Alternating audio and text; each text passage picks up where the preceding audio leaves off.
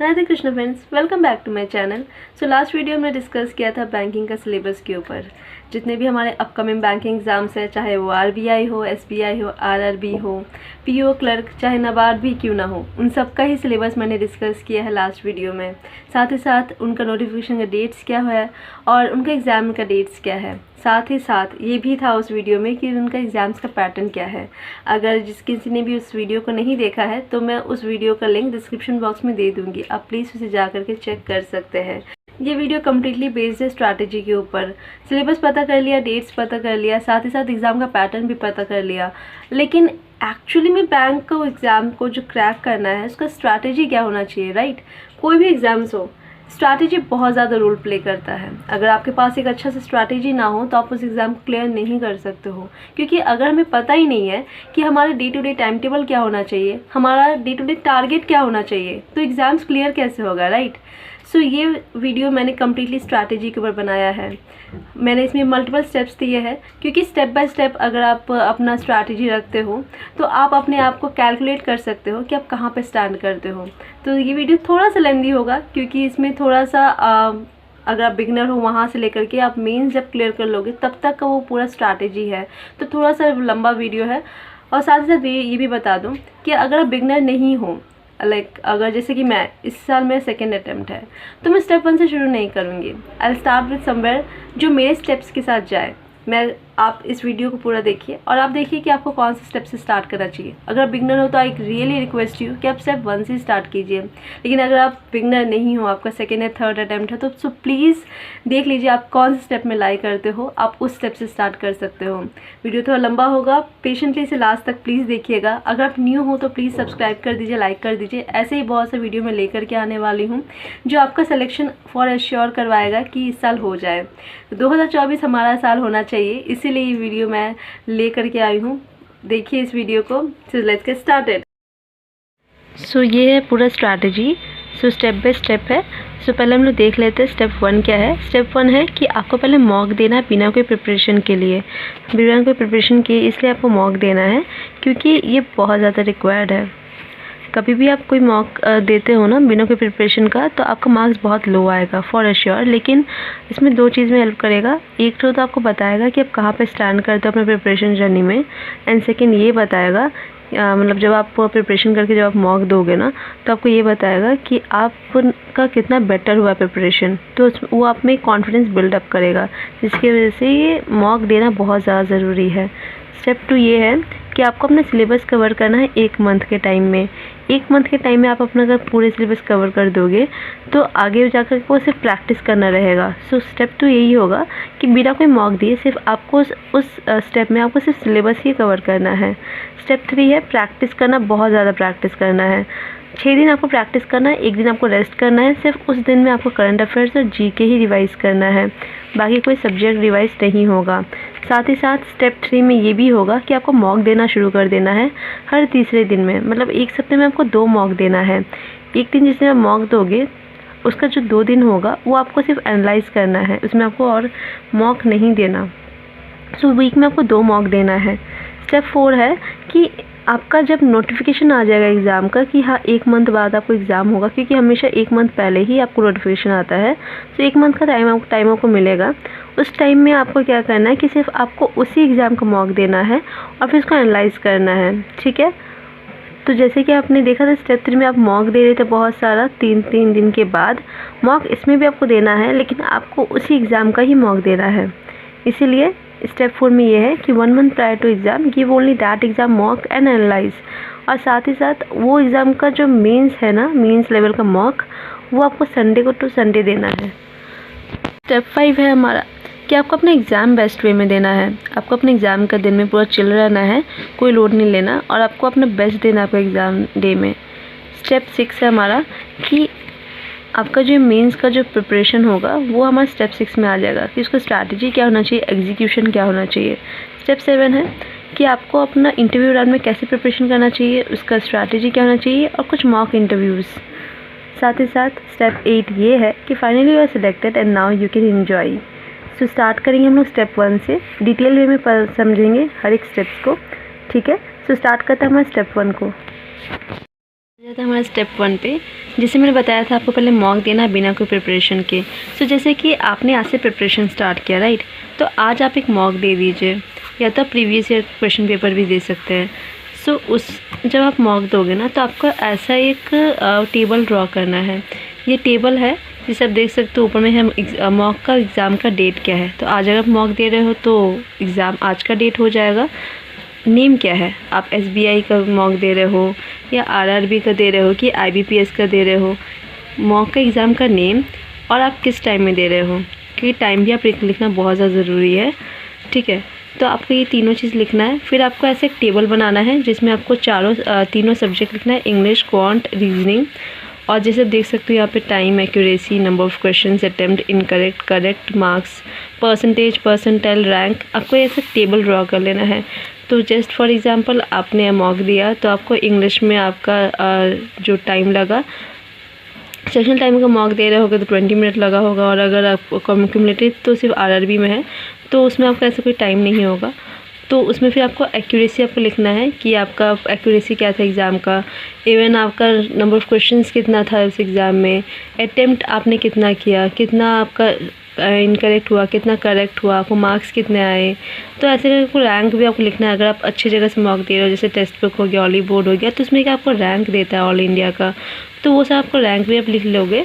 तो नेक्स्ट जब आप प्रिपरेशन करके मॉक दोगे ना, तो आपका ये बहुत ही अच्छा आपको लगेगा। आपको दोनों को जब कंपेयर करोगे ना, दोनों टेबल को, तो आपको खुद दिखेगा, आपको खुद इसमें चेंजेस दिखेगा। सो आ जाता है मैं स्टेप 2 पे। जैसे कि आप देख सकते हो, स्टेप 2 था कि हमें एक मंथ में अपना पूरा सिलेबस कवर करना है और इस दौरान हमें कोई भी मॉक नहीं देना है।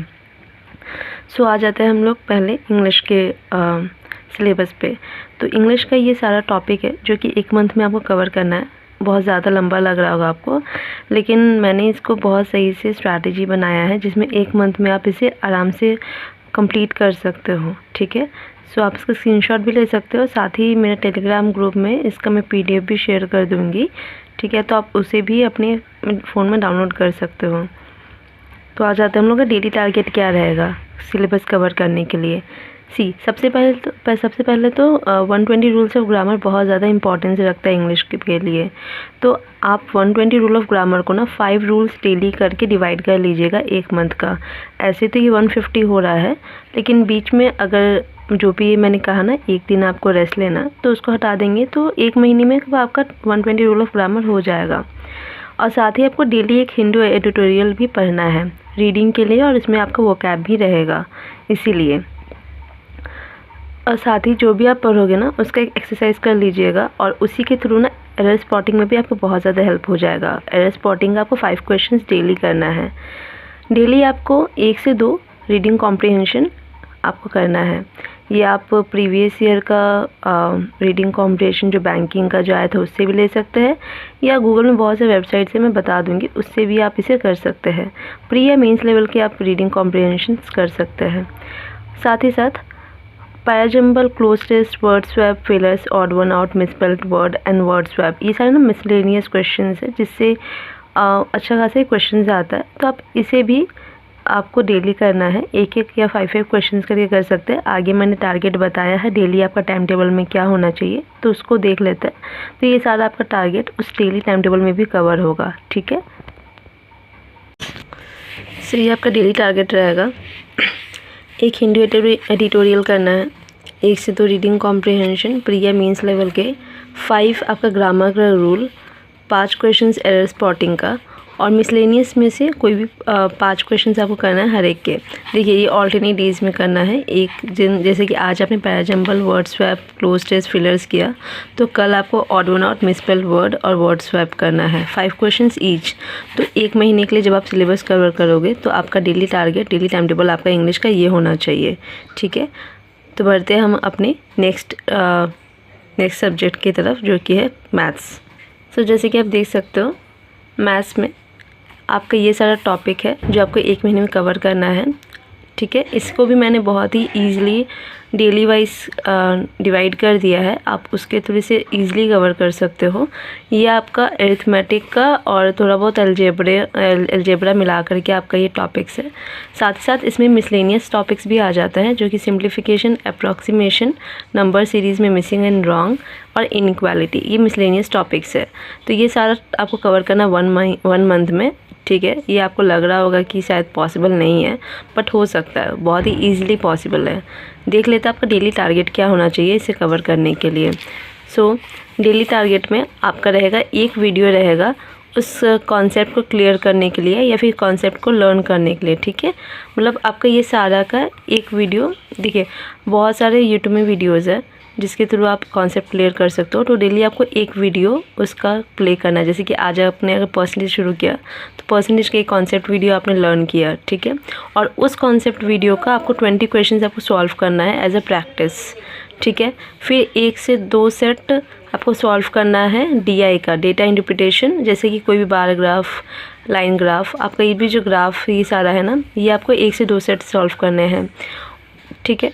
तो डेली टारगेट में से देखिए आपका जो मेन जो अरिथमेटिक आता है उसके लिए ये हो गया वीडियो और 20 क्वेश्चन प्रैक्टिस।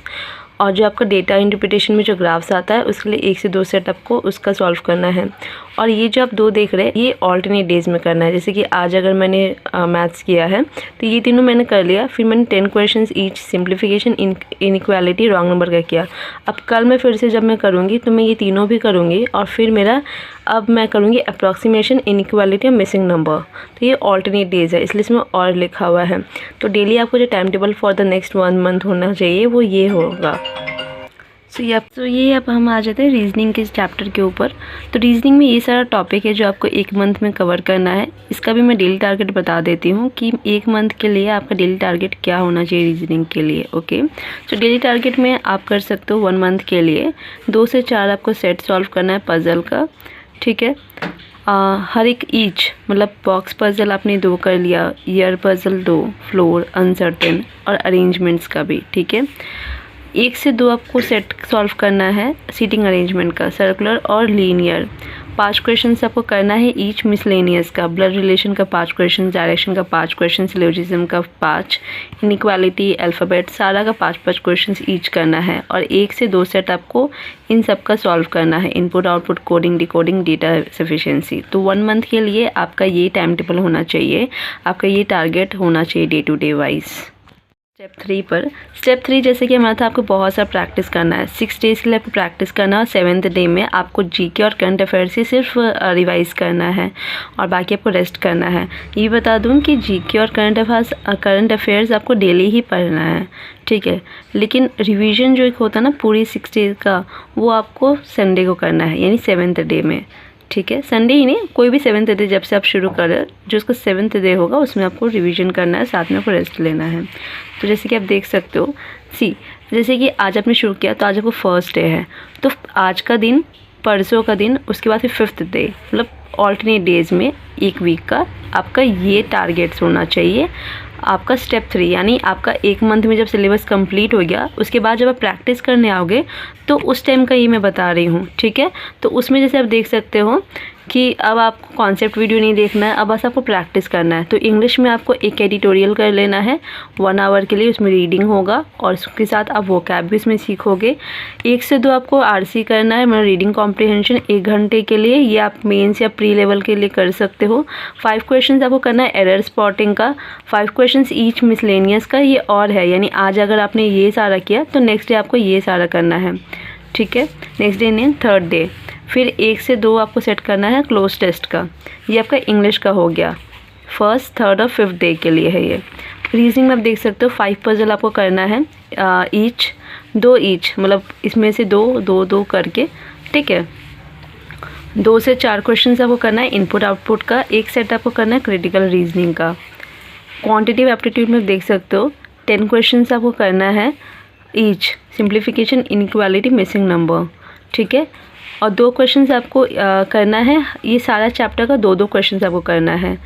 तो जैसे कि आपने 1 मंथ में सारा सिलेबस कवर कर लिया है, तो जब आप प्रैक्टिस करोगे तो आपको ये सारा का 2-2 क्वेश्चंस करना है ऑल्टरनेट डेज में, ताकि आपको याद रहे कि आप आपका प्रैक्टिस के थ्रू आपको याद रहे चैप्टर्स। तो मैथ्स में आपको ये भी करना है कि आपको डेली इसमें से एक ग्राफ सॉल्व करना है, ठीक है।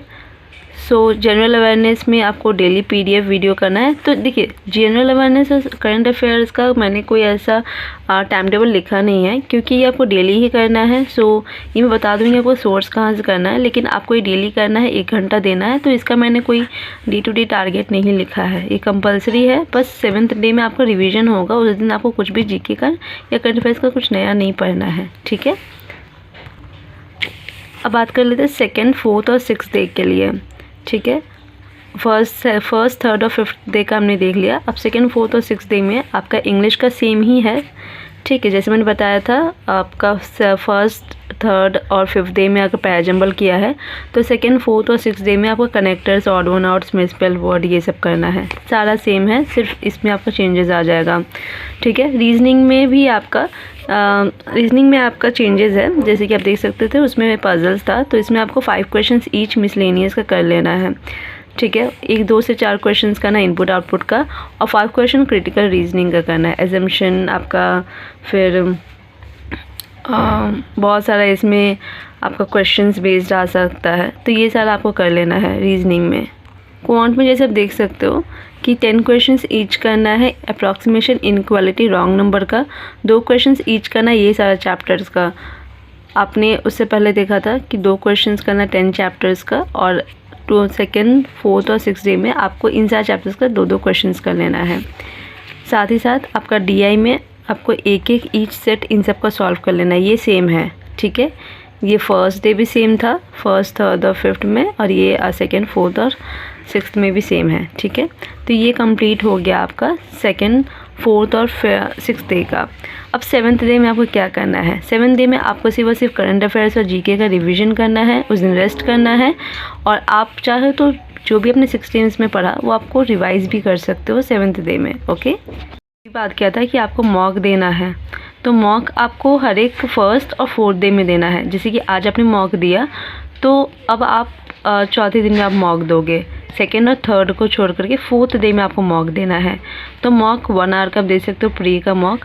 तो इसमें आपको 1st डे ऑफ वीक और 4th डे ऑफ वीक में मॉक देना है, उसको एनालाइज करना है। बाकी जो 2 दिन आपका गैप हो रहा है ना नेक्स्ट मॉक के लिए, उसमें आपको एनालाइज करना है। एनालाइज का कैटेगरी ये होना चाहिए कि आपने कौन सा आंसर रॉन्ग किया और क्यों रॉन्ग हुआ। राइट अगर हुआ तो वो सही से, मतलब आपने तुक्का मार के राइट किया था कि आपको सच में उसका आंसर पता था, और आपका जो अनअटेम्प्ट हुआ वो आपको टाइम नहीं मिला इसलिए अनअटेम्प्ट हुआ, या कन्फ्यूजन के लिए अनअटेम्प्ट हुआ, ठीक है।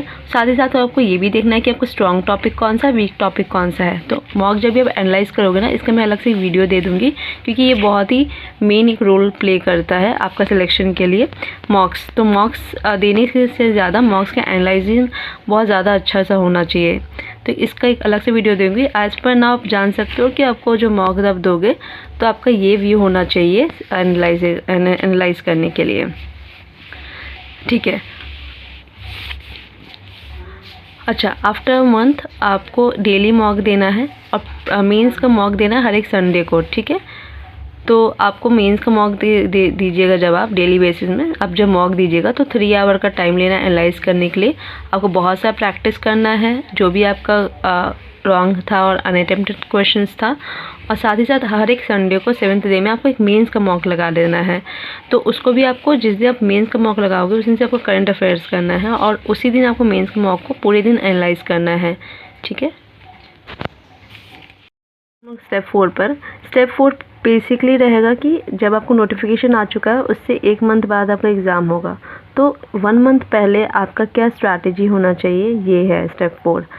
सो जैसे कि आज आपने स्टार्ट किया, 1 मंथ में सिलेबस कंप्लीट हुआ, तो उस 1 मंथ से नोटिफिकेशन आने तक का आपका सेम ही रहेगा। आपको प्रैक्टिस करना है और मॉक देना है, लेकिन 1 मंथ पहले, एग्ज़ाम का 1 मंथ पहले आपका ये स्ट्रैटेजी होना चाहिए। तो उस दिन जैसे आपको नोटिफिकेशन आ गया कि आपका SBI PO होने वाला है, तो वो मंथ जो आपका होगा उसमें सिर्फ आपको SBI PO का ही मॉक देना है, और प्रीवियस ईयर का पेपर देखना है। आपको SBI क्लर्क या दूसरा कोई भी मॉक नहीं देना है, और साथ ही साथ उसको एनालाइज करना है, ठीक है।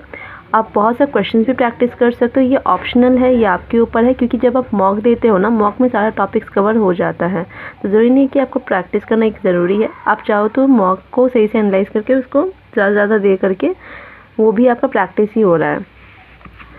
साथ ही साथ जो भी आपका टारगेट रहेगा, टाइम टेबल, वो सेम ही रहेगा उस मंथ का, ऐसा कुछ चेंजेस नहीं है। सिर्फ मॉक में ये चेंजेस है कि उसी एग्ज़ाम का मॉक देना है। आपको बहुत ज़्यादा प्रैक्टिस के में फोकस करना है, स्पेशली इंग्लिश और जीके का जो टॉपिक्स है आपको बहुत ज़्यादा रिवाइज़ करना है, क्योंकि कांस्टेंट टॉपिक्स है, ये चेंजेस नहीं होते। करंट अफेयर्स आपको लास्ट 15 डेज से पहले छोड़ देना है, क्योंकि एग्ज़ाम्स में जो भी करंट अफेयर्स होता है वो लास्ट 4 मंथ्स का होता है। तो जब आपका एग्ज़ाम्स का 15 डेज़ के पहले भी आप करंट अफेयर्स अगर आप छोड़ दोगे तो कोई इशू नहीं है, क्योंकि उसमें से नहीं आएगा क्वेश्चंस। ठीक है, आपको सिर्फ उसे मार्क्स देना है, उसको एनालाइज करना है, बस इतना ही आपको करना है। और आपको एक पॉजिटिव माइंडसेट रखना है, क्योंकि अगर आप पॉजिटिव माइंडसेट नहीं रखोगे तो आपका जो लैक ऑफ कॉन्फिडेंस है वो आपका एग्ज़ाम्स रुइन कर सकता है। तो आपका 1 मंथ पहले का आपका ये स्ट्रैटेजी होना चाहिए। 5 है कम्प्लीटली आपका एग्ज़ाम डे के ऊपर, कि आपको अपना एग्ज़ाम डे में कम्प्लीटली रिलैक्स रहना है, अपनी प्रिपरेशन पे ट्रस्ट रखना है, क्योंकि अगर आपसे इतना प्रिपरेशन के बाद अगर आपसे कोई क्वेश्चन नहीं बन रहा है तो ट्रस्ट मी किसी से नहीं बन रहा होगा। सो आपको ये एटीट्यूड रखना है आपके अंदर कि आपने अपना बेस्ट दिया है प्रिपरेशन में भी, और आपको अपने एग्ज़ाम में भी बेस्ट देना है।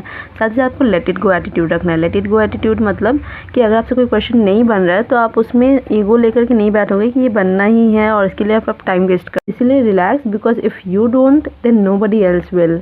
ये एटीट्यूड आपको अपने अंदर रखना है, ये कॉन्फिडेंस रखना है। तो स्टेप 5 कम्प्लीटली ये है।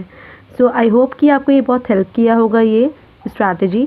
आप इसे मेरे टेलीग्राम चैनल से डाउनलोड कर सकते हो इसका PDF, और या फिर इसका स्क्रीनशॉट भी ले सकते हो। और अगर आपको ये समझ में ज़्यादा अच्छे से नहीं आया है तो आपको उसको 2-3 बार रिपीट करके एक स्पीड मोशन में भी देख सकते हो। ठीक है, स्पीड करके भी देख सकते हो। सो मिलते हैं हमारे नेक्स्ट वीडियो पे। Till then take care, bye bye.